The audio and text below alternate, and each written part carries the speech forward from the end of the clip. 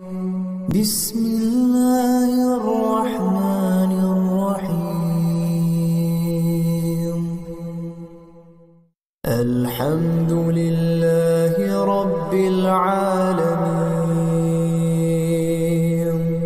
الرحمن الرحیم مالک یوم الدین إياك نعبد وإياك نستعين اهدنا الصراط المستقيم صراط الذين أنعمت عليهم غير المغضوب عليهم ولا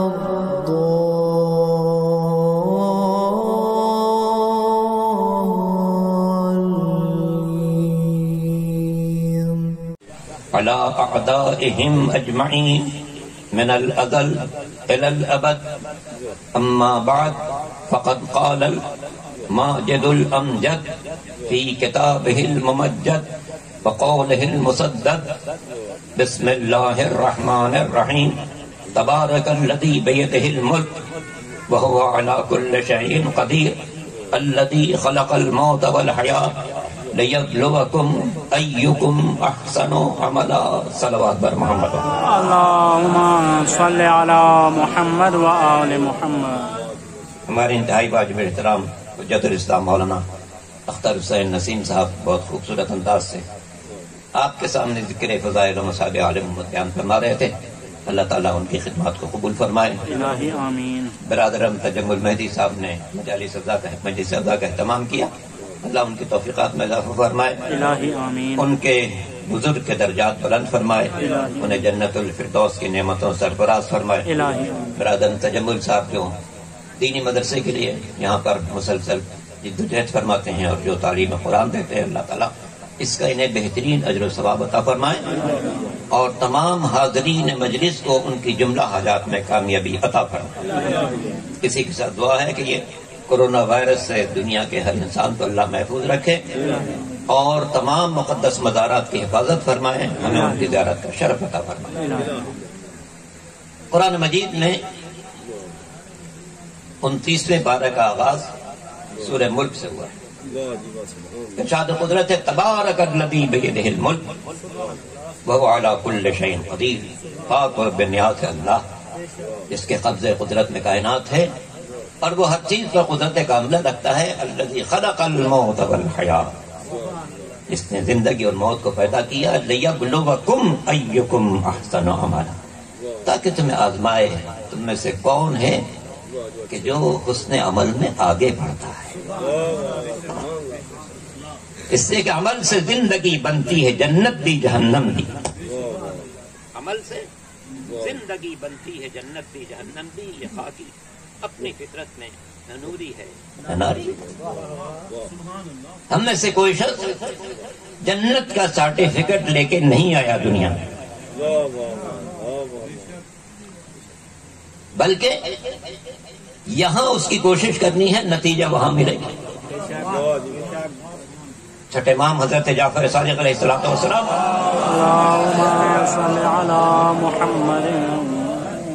یہ فرمان تقریباً سب کے پیش نظر ہے کہ دنیا مزرعۃ للآخرہ، یہ دنیا آخرت کی کھیتی ہے. بیج یہاں ڈالو فصل وہاں لو. جیسا بیج ڈالیں گے فصل ویسے ہی ملے گی.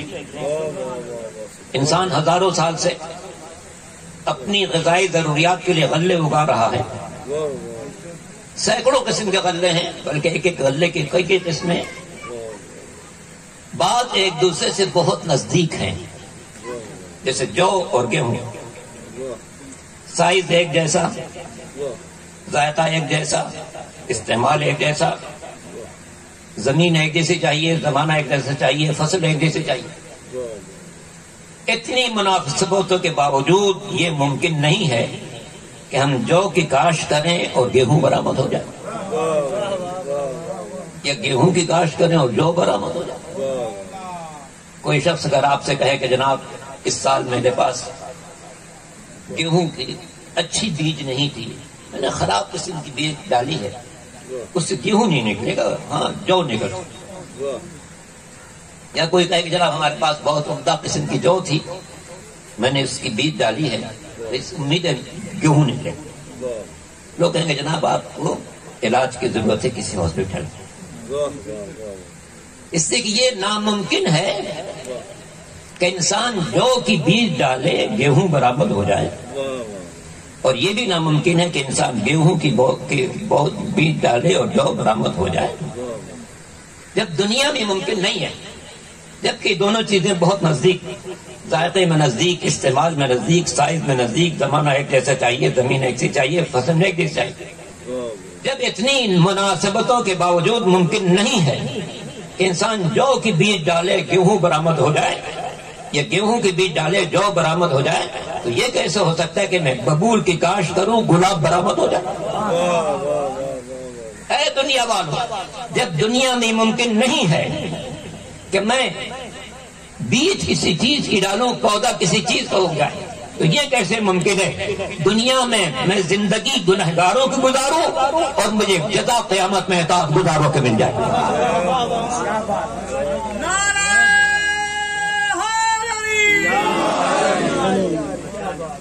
न ये मुमकिन न वो मुमकिन। वहां क्या चाहिए यहां कोशिश करो, यहां कोशिश करो। लैसा लिल-इंसान इल्ला मा सअ, इंसान को वहां वही मिलेगा जिसकी कोशिश की होगी। कुछ कोशिश नहीं की तो कुछ नहीं मिलेगा। और कीजिएगा, बात बातें हो सकता है जरा औखी हो सकता है थोड़ा सा औखी होते हैं। नारे तकबीर, नारे तकबीर, नारे रिसालत, नारे हैदरी, आवाज़े बुलंदतर सलवात। याद रखिए, हर गुनाह में एक लज्जत है, जिस तरह हर इताअत में एक सख्ती है। हर गुनाह में लज्जत है। कोई अजनबी लड़की गुजर रही, मैं घूर रहा हूँ, लज्जत है। बैठ के दो आदमी गीबत कर रहे हैं, लज्जत है। आपकी जेब से कुछ पैसे निकाल लूं, कुछ उससे खा पी लूं, ये लज्जत है। हर गुनाह में एक लज्जत है, जबकि हर इताअत में एक सख्ती है। रात के 1:30 बजे तक जाग रहे थे, सुबह 4 बजे मुअज्जिन ने कहा हय्या अलस सलाह, उठना बहुत सख्त। हमारा 2 ही रकात है, लेकिन है बहुत सख्त। तो हर गुनाह में एक लज्जत है, जबकि हर इताअत में एक सख्ती है। गुनाह में लज्जत न होती तो कदम आगे बढ़ नहीं सकता था, इताअत में सख्ती न होती तो इंसान रुक नहीं सकता था। मगर ये बात भी वाक़ई रहे, गुनाह की लज्जत आरजी है, सजा दायमी है। इताअत की सख्ती आरजी है, जज़ा दायमी है। बंदे मोमिन का इम्तिहान यही है, गुनाह की आरजी लज्जत देकर कदम बढ़ा देता है या दानी सजा को सोचकर रुक जाता है। इताअत की आरजी सख्ती से घबरा जाता है या उसकी दायमी जजा को देखकर आगे बढ़ जाता है।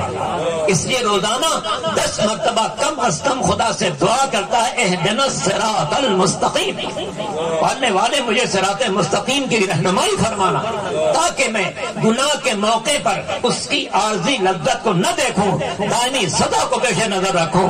इताअत के मौके पर उसकी आरजी सख्ती को न देखूं, उसकी दायमी जजा को पेश नजर रखूं, ताकि जब सुबह को मुअज्जिन अज़ान दे हय्या अलस सलाह, तो मैं खुद ब खुद उठ जाऊं, मालिक की बारगाह में सब नया सुनता। नारे तकबीर, नारे रिसालत, नारे हैदरी, बर मोहम्मद वाले मोहम्मद सलवात। कायनात में इंसान क्यों आया? क्यों है इंसान कायनात? ये खुद कायनात क्यों है? ये दरिया, ये रवानी, ये समंदर उसकी तुग़यानी, ये आफ्ताब और उसकी तमाज़त, ये महताब और उसके खुनकी, ये सितारे उनकी चमक, ये फूल और उनकी महक, ये फल और उनकी मिठास। یہ کائنات کی ساری چیزیں کیوں ہیں؟ جمادات کیوں ہیں؟ نباتات کیوں ہیں؟ حیوانات کیوں ہیں؟ انسان کیوں ہیں؟ کیا یہ ہو سکتا ہے کہ جمادات بامقصد ہوں، نباتات بامقصد ہوں، حیوانات بامقصد ہوں، انسان بے مقصد ہو؟ کیا یہ ممکن ہے؟ اچھا اسے ذرا آسان طریقے سے کرو،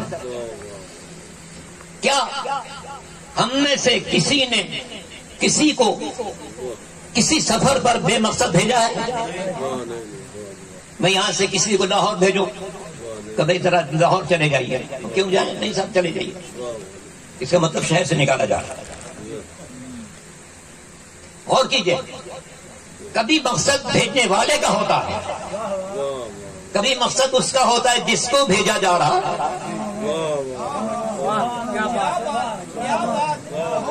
کبھی دونوں کا مشترکہ مقصد ہوتا ہے۔ ایک شخص کی فیکٹری لاہور میں ہے، وہ اپنے ملازم کو کراچی بھیجتا ہے کہ جاؤ میرا دفتر دیکھ کے آؤ، تو یہاں فائدہ بھیجنے والے کا ہے، اس ملازم کے ذاتی کوئی فائدہ نہیں ہے، یہاں بھیجنے والے کا فائدہ ہے۔ دوسری صورت جسے بھیجا جائے اس کا فائدہ ہوتا ہے۔ ایک شخص اپنے بیٹے کو لندن بھیج رہا اعلیٰ تعلیم کے لیے، تو بھیجنے والے کا فائدہ نہیں ہے، جسے بھیجا گیا اس کا فائدہ ہے۔ تیسری شکل یہ ہے کہ دونوں کو فائدہ ہو۔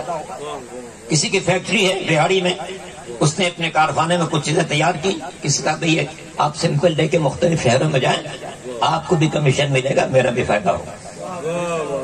یہ تین شکلیں ممکن ہیں کہ بھیجنے والے کا فائدہ ہو، جسے بھیجا جائے اس کا فائدہ ہو، یا دونوں کا مشترکہ فائدہ ہو۔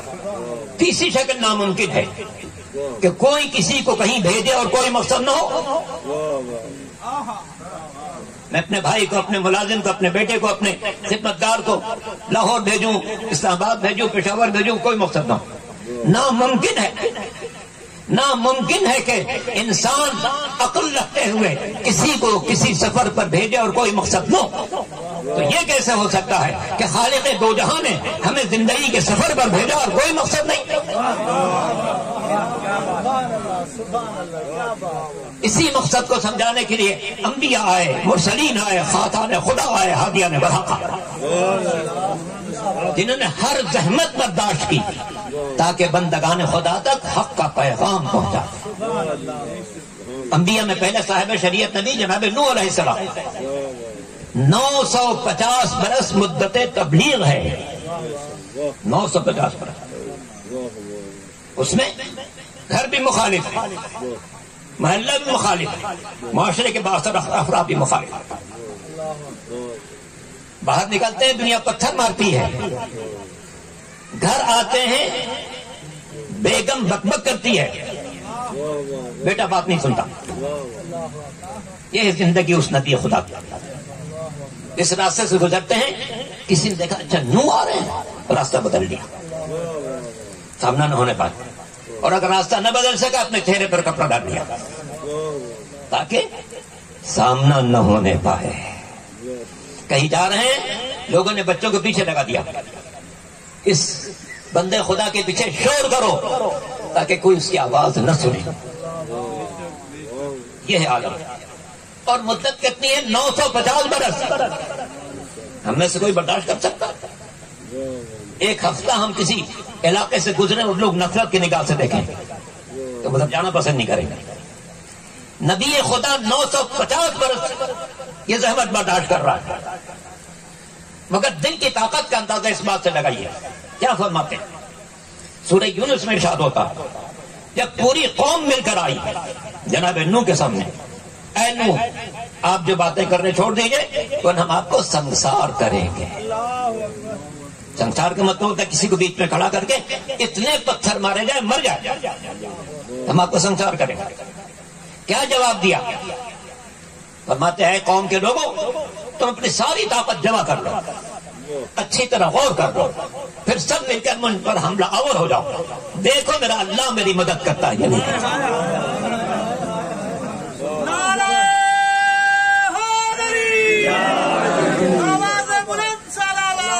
اللهم صل على محمد وآل محمد۔ جناب نوح 950 برس قوم کی ہدایت کر رہے ہیں تاکہ لوگ سن لیں. یہ الہی نمائندے جو تھے ان کا قوم سے کیا جھگڑا تھا, کیا مطالبہ تھے؟ وہ کہتے تھے ہمیں جائیداد دے دو, ہمارے گھر بھر دو, مال و زر دے دو, تمہارے باغات ہمارے حوالے کر دو. بہت سیدھی بات کرتے تھے.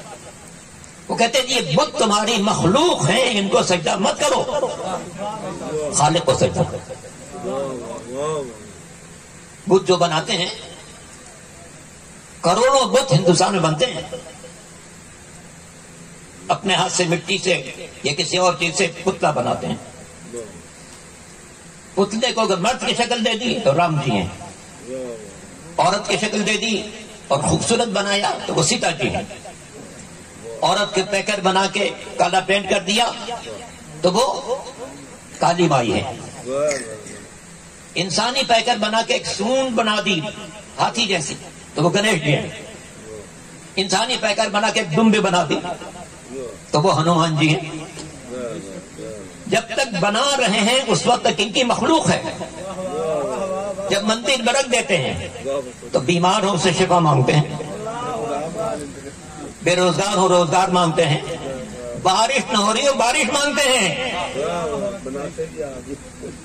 سجدہ اسی کو کرتے ہیں جیسے خود بنایا. یعنی جو سب کچھ کر سکتا ہے اس سے کچھ نہیں مانگتے, جو کچھ نہیں کر سکتا اس سے سب کچھ مانگتے.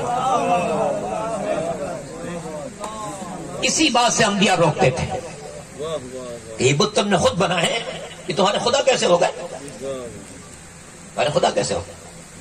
سرکار دو عالم خاتم الانبیاء حضرت محمد مصطفیٰ صلی اللہ علیہ وسلم ایسی قوم میں مبعوث ہوئے اس میں ہر طرف بت پرستی ہے. خانہ کعبہ میں ہر قسم کے بت رکھے ہوئے تھے اور لوگوں نے اپنے گھروں میں بھی بہت سارے بت رکھے ہوئے تھے. کچھ بت حلووں کے بھی ہوتے تھے. جب تک اچھی حالت ہے ان کے آگے سجدہ کر رہے ہیں, جب بھوک نے ستایا اسی کو کھا لیا. یہ قوم اپنے خدا کو کھا بھی لیتی تھی. اندازہ کریں کیسے جاہلانہ ماحول میں سرکار دو عالم کو اللہ نے بھیجا ہے کہ جاؤ حق کا کلمہ بلند کرو, ہر اذیت برداشت کرو. سرکار دو عالم جو بعثت سے پہلے معاشرے کے انتہائی محبوب انسان تھے, جس راستے سے گزرے لوگ احترام کے لیے کھڑے ہو جائیں. اگر کسی شخص کی پہلی نگاہ پیغمبر پر اڑے سمجھے کہ آج کا دن میرا انتہائی بابرکت ہے, جیسے کہ میں نے عبداللہ کے فرزند کو دیکھا. دو آدمی میں جھگڑا ہو جائے ہمارا فیصلہ عبداللہ کا فرزند کرے. بعثت سے پہلے یہ عالم ہے. بعثت کے بعد جس راستے سے گزرتے ہیں پتھر مارے جاتے ہیں, پتھر مارے جاتے ہیں. اور عجیب بات ہے پیغمبر کو اللہ نے 9 چچا دیے تھے, ان میں سے 2 چچا بالکل مختلف, ایک جان کا دشمن ایک جان فدا کرنے والا. جناب عبد المطلب کا بیٹا ابو لہب بھی ہے, سرکار ابو طالب بھی ہے. ابو لہب اتنا بڑا دشمن کہ قرآن نے کہا تبت یدا ابی لہب, ٹوٹ جائے ابو لہب کے ہاتھ. اور اس کی بیوی وامرأتہ حمالۃ الحطب, اور اس کی بیوی جو لکڑیاں ڈھو کے لاتی ہے, کیا کرتی تھی؟ جنگل جاتی تھی, جھاڑیاں کاٹ کے لاتی تھی جس میں کانٹے ہوتے تھے. پیغمبر جب رات کو اپنے گھر سے ہو جاتے تھے وہ پیغمبر کے گھر کے آگے بکھیر دیتی تھی کہ گھر سے نکلیں پیر زخمی ہو جائے. ابو لہب کا عالم یہ تھا کہ ہر مجمع پیغمبر کی مخالفت, اور دوسری طرف سرکار ابو طالب پاسبان رسالت, نگہبان نبوت, جن کے لیے قرآن نے کہا الم یجدک یتیما فآویٰ, اے میرے حبیب ہم نے کیا آپ کو یتیم پا کر آپ کی کفالت نہیں کی؟ کفالت جناب ابو طالب پر رہے ہیں, مگر یہ کفالت اللہ کو اتنی پسند ہے اس نے کہا یہ کفالت ہم نے کی ہے. اللہ کسی غیر مومن کے عمل کو اپنی طرف منسوخ نہیں کر سکتا.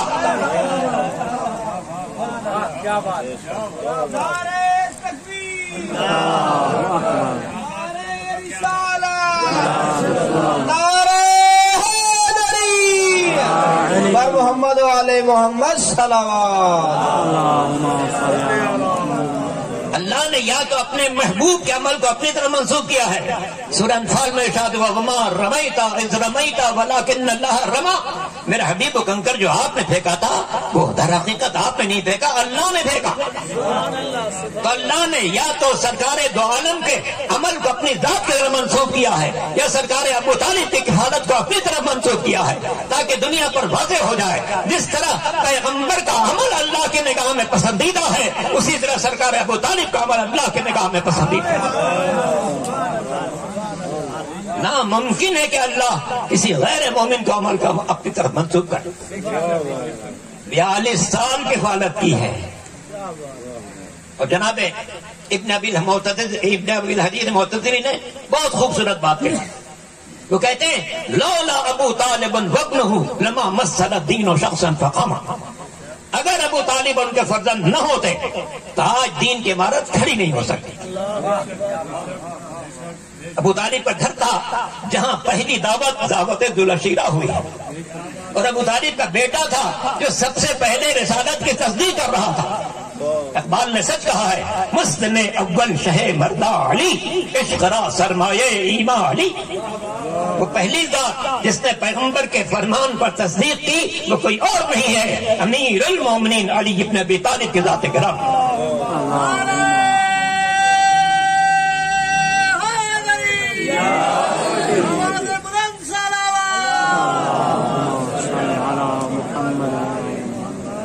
مالک کا کرم ہے کہ اس نے ہمیں آل محمد کے درد سے وابستہ قرار. کائنات میں یہ شرف صرف ہمیں حاصل ہے کہ ہمارے سلسلہ ہدایت میں کوئی غیر معصوم شامل نہیں ہے. آدم سے لے کے خاتم تک نبوت کا سلسلہ ہو یا مولا کائنات سے لے کے قائم آل محمد امام زمانہ جل اللہ تعالیٰ فرج ہوتے امامت کا سلسلہ ہو. ہمارے سلسلہ ہدایت میں کوئی غیر معصوم شامل نہیں ہے بلکہ اتنے پاک و پاکیزہ افراد ہے دشمن قتل کر سکتا ہے گھر سے بے گھر کر سکتا ہے قید میں ڈال سکتا ہے مگر دامن پر کوئی ظلم کا دھبا تلاش نہیں کر سکتا. امیر شام نے امام مظلوم کے بارے میں کہا واللہ ما وجدت فی الحسین نقصا. خدا کی قسم میں نے حسین میں کوئی کمزوری نہیں پائی. یہ وہ گھرانہ ہے جس کے صدقے میں کائنات پیدا ہوئی ہے. حدیث کے سامنے آپ نے سماعت فرمایا انی ما خلقت سماء مبنیۃ ولا ارضا مدحیۃ ولا قمرا منیرا ولا شمسا مضیئۃ ولا فلکا یدور ولا بحرا یجری ولا فلکا یسری الا فی محبت هؤلاء الخمسہ الذین هم تحت القصہ. یہ مالک کا فرمان ہے اے میرے بزم ملکوت کے رہنے والوں یہ 5 ہستیاں جو آج چادر میں جمع ہیں ان کو پیدا کرنا مقصود نہ ہوتا تو نہ دریا ہوتے نہ ان کے روانی ہوتی نہ سمندر ہوتے نہ ان کی طغیانی ہوتی نہ آفتاب ہوتا نہ اس کی تمازت ہوتی نہ ماہتاب ہوتا نہ اس کی خنکی ہوتی نہ ستارے ہوتے نہ ان کی چمک ہوتی نہ پھول ہوتے نہ ان کی مٹھاس ہوتی نہ سبزہ ہوتا نہ شادابی ہوتی. کائنات میں کوئی روشنی نہ ہوتی اگر پنجتن کی روشنی مقصود نہ ہو. سچ کہا ہے شاعر نے بیدم یہی تو 5 ہے مقصود کائنات. بیدم یہی تو 5 ہے مقصود کائنات خیر النساء حسین و حسن مصطفیٰ علی. نعرہ تکبیر نعرہ رسالت نعرہ حیدری بلند صلوات. اصال ثواب کے مجلس ہے مجلس ترحیم. زیادہ وقت آپ کا نہیں لوں مگر ایک روایت یاد آ گئی. مولا کائنات امیر المومنین علی بن ابی طالب علیہ الصلوۃ والسلام فرماتے ہیں زقنی رسول اللہ زقا. اللہ کے رسول نے مجھے علم اس طریقے سے دیا جس سے پرندہ اپنے بچے کو دانا دیتا ہے. بچے کو دانا دیتا ہے. آپ سب جانتے ہیں پرندہ صحرا سے ایک دانا اٹھاتا ہے اپنے بچے کے پاس آتا ہے بچہ منہ کھولتا ہے وہ پرندہ اس دانے کو منہ میں ڈال دیتا ہے. توجہ فرمائیے. مولا فرماتے ہیں جس طرح پرندہ اپنے بچے کو دانا دیتا ہے اس سے اللہ کے رسول نے مجھے علم عطا کیا. مولا نے ماں کے دودھ کا تذکرہ نہیں کیا کہ جس محبت سے ماں اپنے بچے کو دودھ پلاتی ویسے پیغمبر نے مجھے علم عطا کیا. حالانکہ ماں جو اپنے بچے کو دودھ پلاتی ہے وہ بھی کمال محبت کے ساتھ پلاتی ہے. پرندہ جو اپنے بچے کے منہ میں دانا ڈالتا ہے وہ بھی کمال محبت کے ساتھ ڈالتا ہے، مگر دونوں میں فرق ہے. ماں نے جو دودھ پیا ہو وہ نہیں پلاتی، بلکہ ماں نے کہ غذا کھائی، وہ غذا نظام حکم سے گزری، اس سے خون بنا، دودھ بنا. تو غذا مختلف تبدیلیوں سے گزرنے کے بعد دودھ کی شکل میں بچے کو ملتی ہے. مگر پرندہ جیسا دانا صحرا سے اٹھاتا ہے ویسا اپنے بچے کے سپرد کرتا ہے. مولا فرماتے ہیں کہ پیغمبر نے مجھے جو علم دیا ہے وہ ماں کے دودھ جیسا نہیں ہے جو مختلف تبدیلیوں سے گزر کر بچے کو ملتا ہے، بلکہ اللہ کا رسول جیسا علم اللہ سے لیتا چلا گیا ویسا مجھے دیتا چلا گیا.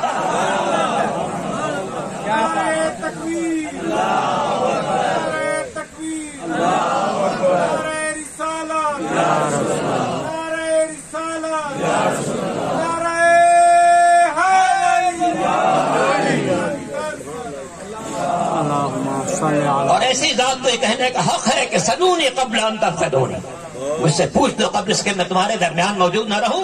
فإنی أعرف بطرق السماء من طرق الأرض، میں جتنا زمین کے راستوں کو جانتا ہوں اس سے زیادہ آسمانوں کے راستوں کو جانتا ہوں.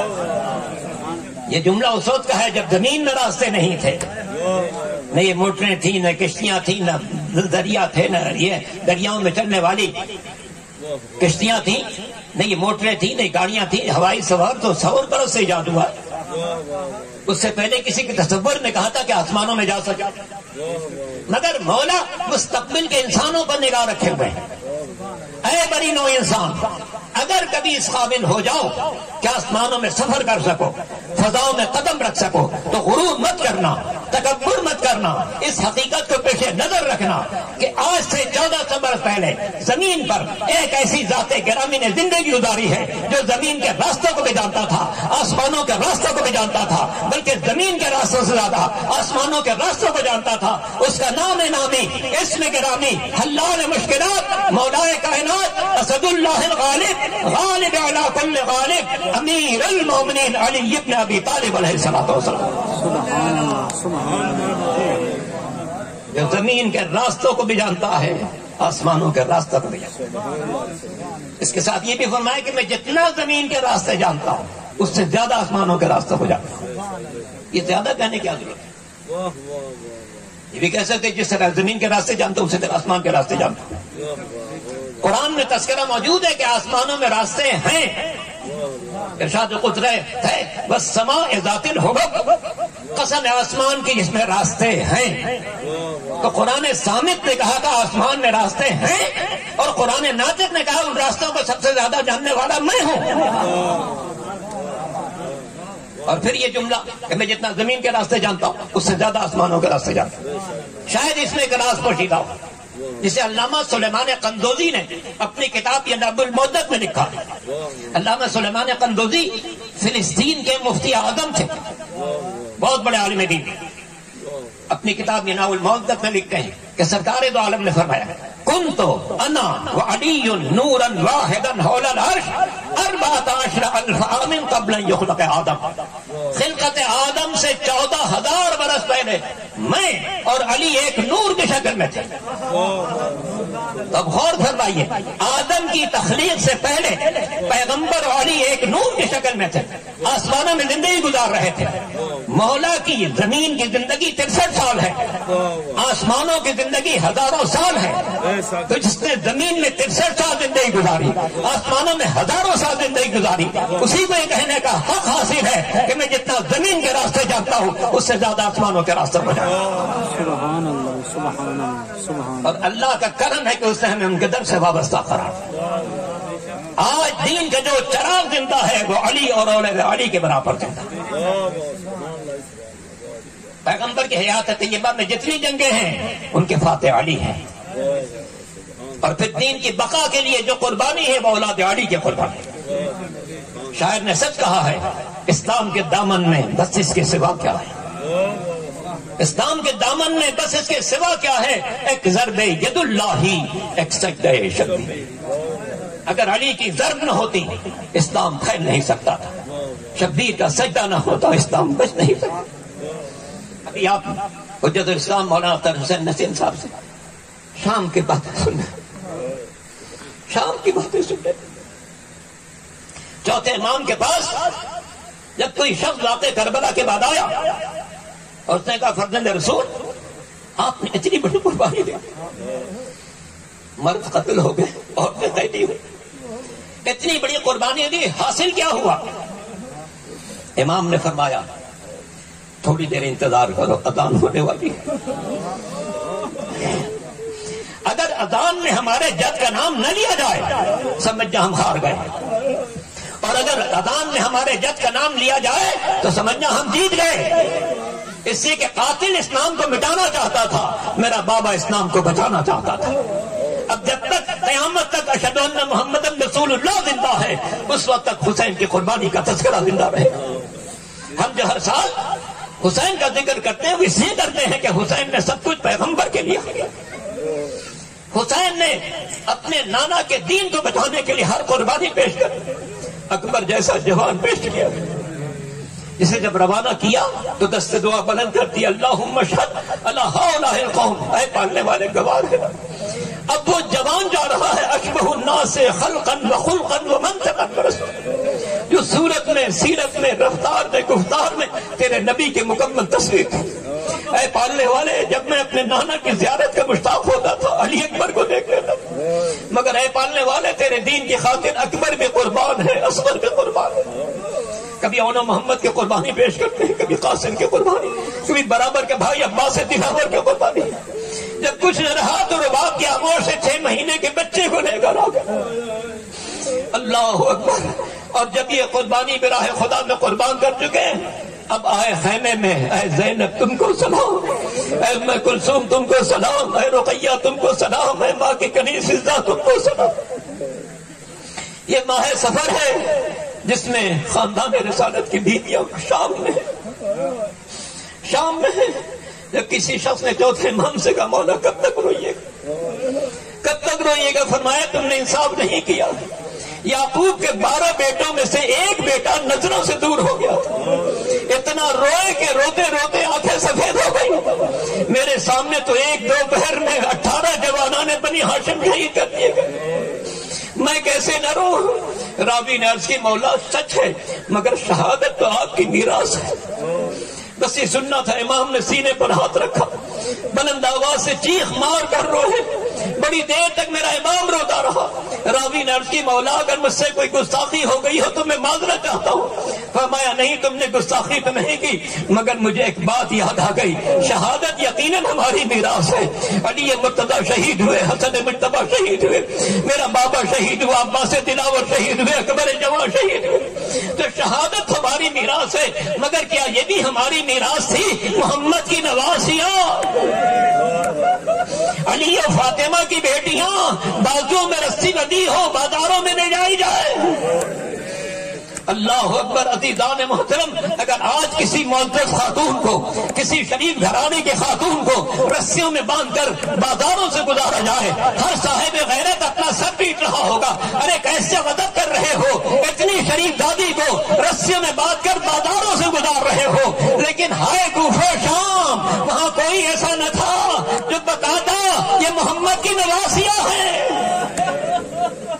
یہ علی و فاطمہ کی بیٹیاں ہیں۔ میں نہیں سمجھتا کہ جناب زینب کے دل پر کیا قیامت گزری ہوگی جب یزید کے دربار میں جانا پڑا ہوگا۔ راویوں کا بیان ہے کہ جب شہزادی دروازے یزید پر پہنچی ہیں، دربار یزید کے دروازے پر پہنچی ہیں اور حکم ملا اندر جانے کا، عجب نہیں شہزادی نے مدینے کا رخ کیا ہوگا۔ اے اماں، آپ کا جنازہ رات کی تاریکی میں اٹھایا گیا تھا، مگر آپ کی بیٹیوں کو دربار میں پیش کیا جا رہے ہیں، سروں پر چادریں نہیں ہیں۔ اللہ اکبر۔ جب یہ بیبیاں دربار یزید میں داخل ہوئی، سروں پر چادریں نہیں تھی، ہاں بے مقنو چادر بیبیوں کو داخل کیا گیا۔ دربار بھرا ہوا تھا، حکام بیٹھے تھے، سفرا بیٹھے تھے، وزراء بیٹھے تھے، تماشائیوں کا مجمع تھا، علی کی بیٹی کو داخل کیا۔ جب یہ بیویاں داخل ہوئیں، ان کے سروں پر چادریں نہیں تھیں، ہاں راستے کا غبار پڑا تھا جو ان کی مظلومیت کا اشکار کر رہا تھا۔ یزید نے شمر سے کہا، اے شمر تو کن کنیزوں کو لے کر آ گیا؟ اس نے کہا انہیں کنیزیں نہ کہنا، ان میں محمد کی نواسیاں ہیں، علی و فاطمہ کی بیٹیاں ہیں۔ اس کے بعد اس نے سب کا تعارف کرانا شروع کیا، یہ علی کی بڑی بیٹی ہے، یہ علی کی چھوٹی بیٹی ہے، یہ علی کی بہو ہے، خاندان کی بیویوں کا تعارف کرا رہا ہے۔ یزید نے شمر سے کہا، اے شمر میں نے سنا ہے علی کی بڑی بیٹی علی کے لہجے میں بات کرتی ہے، ذرا ساری عورتوں کو الگ کر دے تاکہ میں علی کی بڑی بیٹی کو مخاطب کر سکوں۔ اب ملعون آگے بڑھا، قادیانہ لے کر ایک ایک بیوی کو جناب زینب سے جدا کر رہا ہے، ہر بیوی کو جدا کر دیا، مگر ایک بیوی باقی رہ گئی، جناب فضہ تھی، جنہوں نے پیغمبر کا زمانہ بھی دیکھا تھا جب وحی کا نزول اس دروازے پر ہوتا تھا۔ جناب فضہ کسی طریقے سے ہٹنے پر آمادہ نہیں ہے۔ شمر ملعون آگے بڑھا، جناب فضہ آگے بڑھی، اپنے جناب زینب کو اپنے حصار میں لے لیا۔ اب شمر ملعون چاہتا تھا کہ فضہ پر ہاتھ اٹھائے۔ ایک مرتبہ جناب فضہ نے دربار میں 700 حبشی جوانوں کو دیکھا، ان کو مخاطب کیا، اے قوم حبش کے جوانوں، ارے تمہاری غیرت کو کیا ہوگا؟ تمہاری غیرت کو کیا ہو گیا؟ تم دیکھ رہے ہو یہ نامحرم ہم پر ہاتھ اٹھانا چاہتا ہے اور تم خاموش بیٹھے ہو۔ راوی کہتا ہے حبشی دستہ بگڑ گیا، تلواریں کھینچ لی، یزید کو مخاطب کیا، اے یزید شمر کو روک لے، اگر فضہ پر ہاتھ اٹھایا ہم برداشت نہ کر سکیں گے، دربار میں ہماری تلواریں چل چکے گی، خون کی ندیاں بہ جائے گی۔ یزید نے شمر کو منع کر دیا، اے شمر فضہ پر ہاتھ نہ اٹھانا۔ میرا دل کہتا ہے اس موقع پر جناب زینب نے مدینے کا رخ کیا ہوگا، اپنے نانا کو پکارا ہوگا، اے نانا۔ فضہ کی حمایت کے لیے پورا دربار اٹھ کھڑا ہوا، مگر آپ کی نواسیاں کربلا سے کوفہ، کوفے سے شام تک قادیانیں کھاتی رہی، واہ محمد اے میرے نانا، کسی نے خیال نہ کیا جس کا کلمہ پڑھتے ہیں اس کی اولاد کو تازیانے لگا۔ ہائے زینب، ہائے شام کا بازار، علی کی بیٹی بے ہوتا۔ وَسَيَعْلَمُ الَّذِينَ ظَلَمُوا أَيَّ مُنْقَلَبٍ يَنْقَلِبُونَ۔ خدا بندہ